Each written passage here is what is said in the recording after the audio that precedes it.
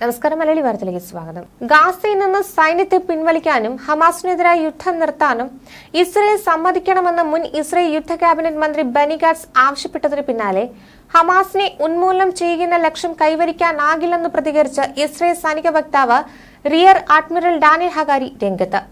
Hamas ഒരു ആശയമാണ്, അവരെ ഇല്ലാതാക്കണമെന്ന് കരുതുന്നത് വെറുതെയാകും. ഈ വാഗ്ദാനം നൽകുന്നവർ പൊതുജനങ്ങളെ തെറ്റിദ്ധരിപ്പിക്കുകയാണ്. ഇസ്രയേൽ സർക്കാർ ബദൽ മാർഗങ്ങൾ കണ്ടെത്തിയില്ലെങ്കിൽ ഹമാസ് ഗാസയിൽ തുടരുമെന്നും ഹഗാരി പറഞ്ഞതായി ഇസ്രയേൽ ചാനൽ 13 റിപ്പോർട്ട് ചെയ്തു.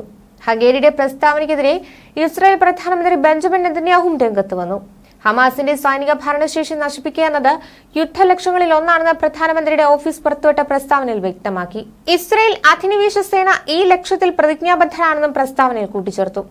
ഗാസയിലുള്ള എല്ലാ ബന്ദികളെയും സൈനിക നടപടിയിലൂടെ തിരികെ കൊണ്ടുവരാനാകില്ലെന്ന് ഹഗാരി കഴിഞ്ഞ ശനിയാഴ്ച വ്യക്തമാക്കിയിരുന്നു. ഇതിന് പിന്നാലെയാണ് ഇദ്ദേഹത്തിന് പുതിയ പ്രസ്താവന വരുന്നത്. എന്നാൽ ഇതിനെതിരെ പ്രധാനമന്ത്രിയുടെ ഓഫീസ് തന്നെ രംഗത്ത് വന്നത് ഭിന്നത രൂക്ഷമാകുന്നതിന്റെ തെളിവാണെന്നാണ് റിപ്പോർട്ടുകൾ സൂചിപ്പിക്കുന്നത്. ഹമാസിനെ ഇല്ലാതാക്കാനാവില്ലെന്നും ഇസ്രയേൽ തോൽവിയുടെ വക്കിലാണെന്നും ഇസ്രയേലിനകത്തുനിന്ന് തന്നെ പലരും വാദിക്കുന്നുണ്ട്. ഇസ്രയേൽ സമ്പൂർണ്ണ വിജയത്തിന്റെ സമീപത്തല്ലെന്ന് ഇസ്രയേലി പത്രമായ ഹാരറ്റ്സിന്റെ സൈനിക വിദഗ്ധനായ അമോസ് ഹാരൽ ചൂണ്ടിക്കാട്ടി. ഗാസയിലെ ബന്ദികളെ മോചിപ്പിക്കണമെങ്കിൽ ഇളവുകളോടെയുള്ള കരാറിലെത്തിയാൽ മാത്രമേ സാധ്യമാകൂവെന്നും അദ്ദേഹം പറഞ്ഞു. അതിനിടെ യുദ്ധമുഖത്ത് പ്രവർത്തിക്കുന്ന ആരോഗ്യ പ്രവർത്തകരെ ഇസ്രയേൽ സൈന്യം തട്ടിക്കൊണ്ടുപോയി പീഡിപ്പിക്കുന്നതായി ആരോപണമുയർന്നു. യുദ്ധമുഖത്ത് നിന്ന് പിടിച്ചുകൊണ്ടുപോയ 310 ആരോഗ്യ പ്രവർത്തകരെ മോചിപ്പിക്കണമെന്ന് ഗാസ ആവശ്യപ്പെട്ടു. ഗാസയിലെ ആരോഗ്യ കേന്ദ്രങ്ങളിൽ നിന്ന് ഇസ്രയേൽ സൈന്യം പിടിച്ചുകൊണ്ടുപോയ പലസ്തീൻ ആരോഗ്യ പ്രവർത്തകരുടെ നിലവിലെ അവസ്ഥ വെളിപ്പെടുത്താൻ അന്താരാഷ്ട്ര അന്വേഷണം വേണമെന്നും ഗാസ ആവശ്യപ്പെട്ടു. നേരത്തെ വടക്കൻ ഗാസയിലെ ബെയ്റ്റ് ലാഹിയയിലെ കമാൽ അദ്വാൻ ആശുപത്രിയിലെ വനിതാ വിഭാഗ മേധാവി ഡോക്ടർ ഇയാദ് അൽ റാസിയ ഇസ്രയേൽ ജയിലിൽ ചോദ്യം ചെയ്യലിടെ മരിച്ചുവെന്ന റിപ്പോർട്ടുകൾക്കിടയിലാണ് ഗാസ ഇക്കാര്യം ആവശ്യപ്പെട്ടത്. സംഘർഷ മേഖലകളിലെ ആരോഗ്യ പ്രവർത്തകർ, ആശുപത്രികൾ, ക്ലിനിക്കുകൾ എന്നിവയ്ക്കെതിരായ ആക്രമണങ്ങൾ കഴിഞ്ഞ വർഷം 25% ഉയർന്നതായി നേരത്തെ റിപ്പോർട്ടുകൾ പുറത്തുവന്നിരുന്നു. ഗാസയിലെയും സുഡാനിലെയും പുതിയ യുദ്ധങ്ങളാണ് ഈ വർധനവിന് കാരണമായത്.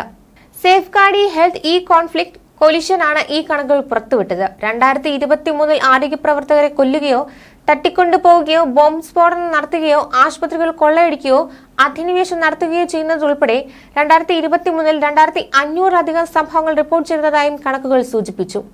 ഇതിനിടെ സൗത്ത് ഗാസയുടെ ഭാഗങ്ങളിലേക്ക് എത്തിക്കാൻ തന്ന സഹായങ്ങൾ തകർന്നതായി UN വക്താവ് ഫർഹാൻ ഹബ് പറഞ്ഞു. ഇത് കടുത്ത പട്ടിണി ഉണ്ടാക്കുന്നതാണെന്നും അദ്ദേഹം വ്യക്തമാക്കി. അതേസമയം യമനിലെ ഹൂതികളുടെ ആക്രമണത്തിൽ തകർന്ന ചരക്ക് കപ്പൽ ചെങ്കടലിൽ മുങ്ങി. ഹൂതികളുടെ ആക്രമണത്തിൽ മുങ്ങുന്ന രണ്ടാമത്തെ കപ്പലാണിത്. ഗാസയിലെ പോരാട്ടത്തിന് പിന്തുണ പ്രഖ്യാപിച്ചിരുന്ന ഹൂതികൾ കടലാക്രമണം ആരംഭിക്കുകയായിരുന്നു. കപ്പൽ മുങ്ങിയതിന് പിന്നാലെ ചരക്ക് നീക്ക കമ്പനികൾക്ക് അന്താരാഷ്ട്ര ഏജൻസികൾ മുന്നറിയിപ്പ് നൽകിയിട്ടുണ്ട്. ലൈബീരിയൻ പതാകയുള്ള കപ്പൽ ഗ്രീസിന്റെ ഉടമസ്ഥതയിലുള്ളതാണ്. കപ്പൽ നാവികൻ നേരത്തെ കൊല്ലപ്പെട്ടിരുന്നു. സംഭവത്തിന് പിന്നാലെ ബ്രിട്ടീഷ് സൈന്യം നാവിക മേഖലയിൽ മുന്നറിയിപ്പ് കൈമാറിയിട്ടുണ്ട്. ന്യൂസ് ഡെസ്ക് മലയാളി വാർത്ത.